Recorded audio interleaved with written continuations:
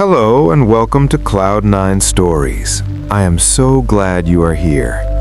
Whatever kind of day you had today, long or short, easy or hard, busy or slow, it is done now. You made it through. And this moment, right here, belongs entirely to you. Get yourself comfortable. Let your body settle into wherever you are lying or sitting. Let your shoulders drop away from your ears. Unclench a jaw. Let your hands go soft and open. If there's any tightness left in your body from the day, just breathe it out slowly. You do not need to carry it anymore. The night is here. The work is done. Take one long, slow breath in and let it all the way out. Good. Take one more. Breathe in slowly through your nose, fill your chest and your belly, and then let it go completely. Feel your body grow heavier. Feel the ground beneath you hold you up without any effort on your part. That is all you need to do right now. Just breathe. Just rest. Tonight, I'm going to tell you a Yoruba folktale. The Yoruba people, that is spelled Y-O-R-U-B-A, are one of the largest groups of people in Nigeria, a country in West Africa. They have lived in that part of the world for thousands of years, and they have one of the richest storytelling traditions anywhere on earth. Their stories are full of clever animals, wise elders, and lessons about how to live a good life. Tonight's story is about a tortoise, small, slow, round-shelled, and always looking for a way to get more than his share. And it is about a drum. Not just any drum, but a magic drum. A drum with a secret inside it. Close your eyes if you have not already done so. Let the music carry you. Here is the story. In a village at the edge of a great forest in West Africa, there lived many animals side by side. There were elephants and goats and monkeys and birds of every color. There were deer and rabbits and long-legged cranes who walked slowly through the shallow parts of the river. And there was a tortoise who lived in a small house near the biggest tree in the village, with a cooking pot he rarely used and a garden he rarely tended. The tortoise was known by everyone in the village, not because he was strong or fast or kind, but because he was clever and because he was always looking for a way to get something for nothing. The other animals had learned to watch their food when the tortoise was nearby. They had learned to count their yams after he left their homes. They smiled at him and greeted him warmly because he was funny and full of good stories, but they held their belongings a little tighter when he was around. One dry season morning, a traveler came to the village. He was an old man, very thin, with long gray hair and kind eyes, and a large cloth bag over his shoulder. He walked slowly into the center of the village and sat down under the big tree to rest, and from his bag he pulled out a drum. Now this was no ordinary drum. In Yoruba culture, the culture of the Yoruba people of Nigeria, the drum is one of the most important things in the whole world. The Yoruba have a special drum called the dundun, that is spelled D-U-N-D-U-N, and it means sweet sound in the Yoruba language. The dundun is shaped like an hourglass, wide at both ends and narrow in the middle, and it is made from a hollow piece of wood covered with animal skin on both ends. Leather cords run along the outside, connecting the two ends. When the drummer squeezes those cords with his arm while hitting the drum with a curved stick, the drum changes its sound. It can go high or low, soft or loud. And because the Yoruba language uses different tones to give words different meanings, the same word said in a high tone means one thing and said in a low tone means something completely different. A skilled dundun player can actually make the drum speak. It can say words. It can send messages. It can call people by name across a distance of 4 or 5 miles. For hundreds of years, long before phones or radios existed, the Yoruba people used the talking drum to send news from one village to the next. A drummer in one village would beat out a message, and a drummer in the next village would hear it and beat it on further. And in this way, news could travel across many miles in a very short time. When the old man pulled out his drum and began to play, every animal in the village stopped what they were doing and came closer. The drum did not just make music, it fed people. Every time the old man beat the drum, boom, boom, boom, a bowl of food appeared. Hot yam porridge in a clay bowl, roasted plantains on a broad leaf, a pot of egusi soup. Egusi soup is a thick, rich Nigerian soup made from ground melon seeds, leafy greens, and palm oil, one of the most loved dishes in all of West Africa. Appeared right there on the ground in front of the drum, steaming and fragrant and ready to eat. The animals ate. Every single one of them. They ate until they were full, and then they sat back in the warm afternoon sun, feeling the kind of deep happiness that comes from a full stomach and good company. Children fell asleep in the grass. Old animals closed their eyes and smiled. The old man watched all of this with quiet satisfaction. But the tortoise watched something else. The tortoise watched the drum. That night, after everyone had gone home and the village was quiet and dark, the tortoise sat outside his small house and thought. He thought about the drum. He thought about the food it had made, more food than he had seen in months, rich and hot and free, appearing from nowhere at the beat of a stick. He thought about what it would mean to have a drum like that. He would never go hungry again. He would never need to tend his garden or trade at the market or ask anyone for anything. He would have everything he needed right there in his own home whenever he wanted it. He thought for a long time. Then he smiled. In the morning, the tortoise went to where the old man had set up his sleeping mat under the big tree and greeted him with great warmth. "Good morning, grandfather," the tortoise said, using the word grandfather as a sign of deep respect for an older person.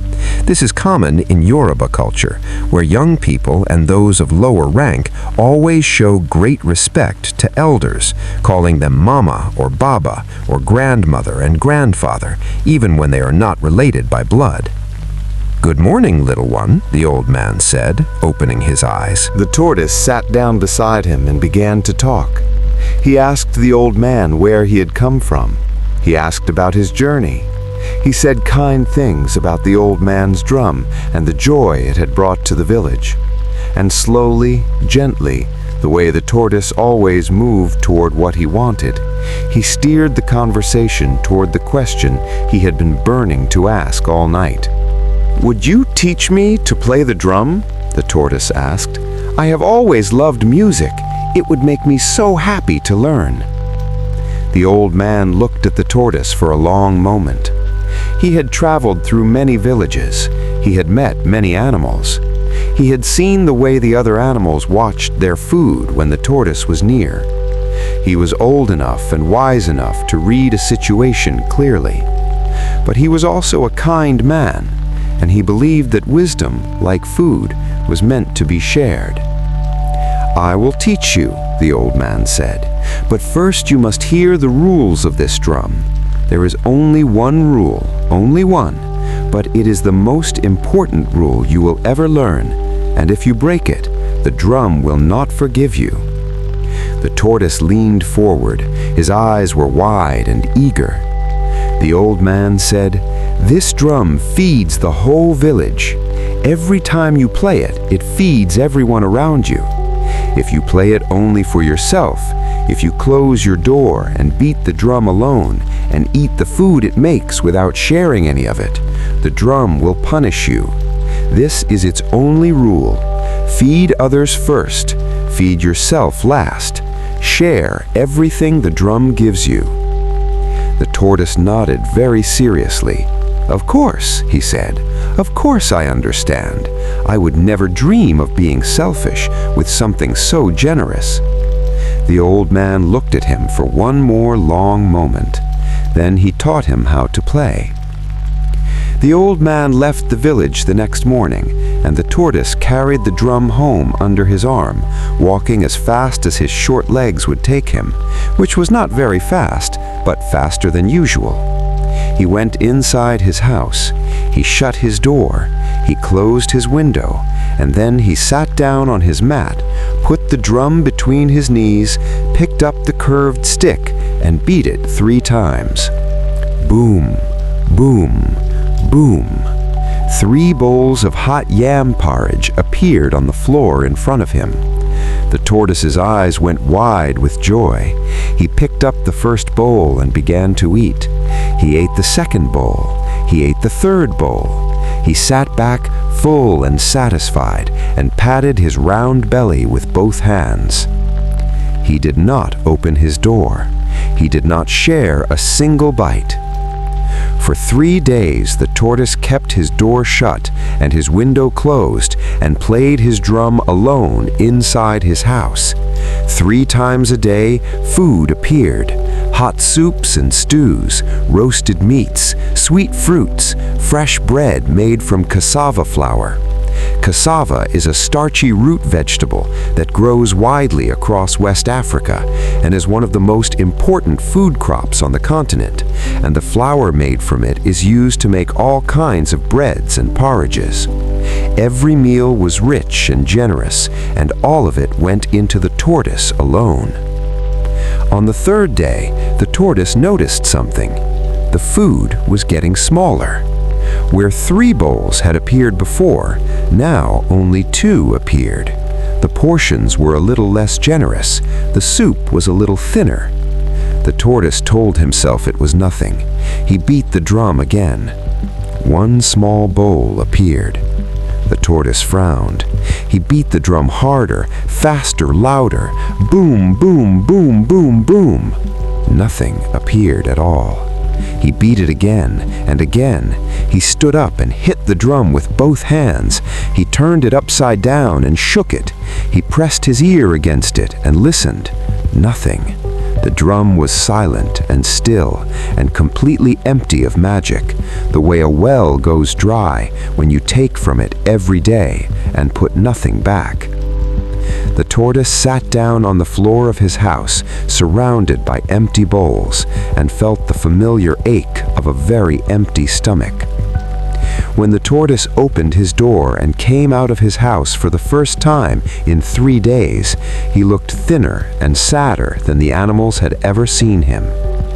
The elephant raised one large eyebrow. The monkey stopped what it was doing and stared.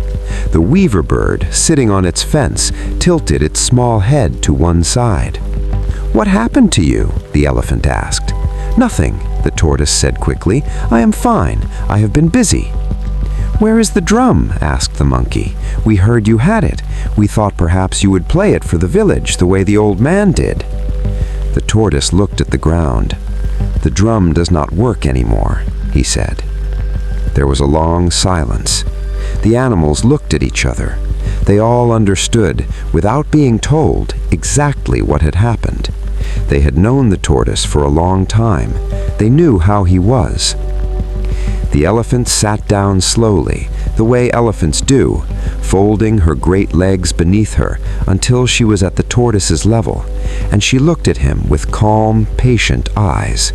She said, "Do you remember the Yoruba proverb?"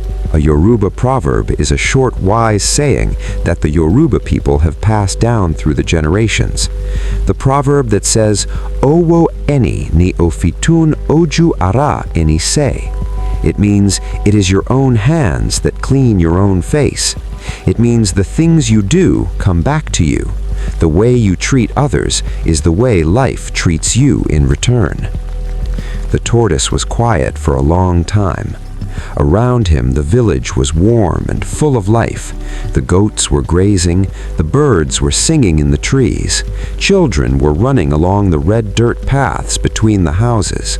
The smell of real food, food that had been grown in gardens and cooked over fires by patient hands, drifted out of the open doors of every home. The tortoise looked at all of it. He looked at it in a way he had not looked at it before, not as a collection of things he might get his hands on, but as a whole, as a community, as the kind of place that could feed everyone if everyone fed each other. He went inside and got his drum. He brought it outside and set it down in the center of the village under the big tree. He sat down, picked up the curved stick, and beat it 3 times. Boom, boom, boom.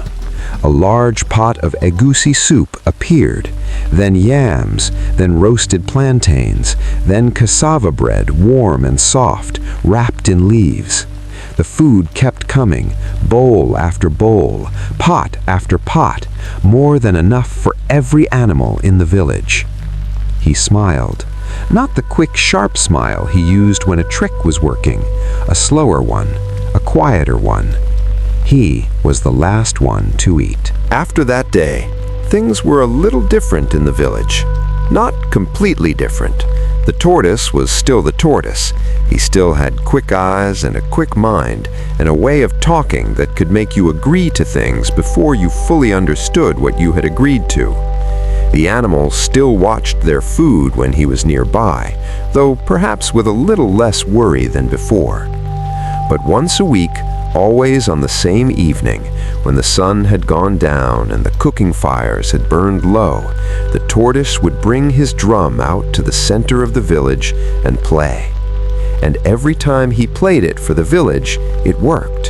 And every time he tried to play it for himself alone, it did not. He learned, slowly, what the drum had always known.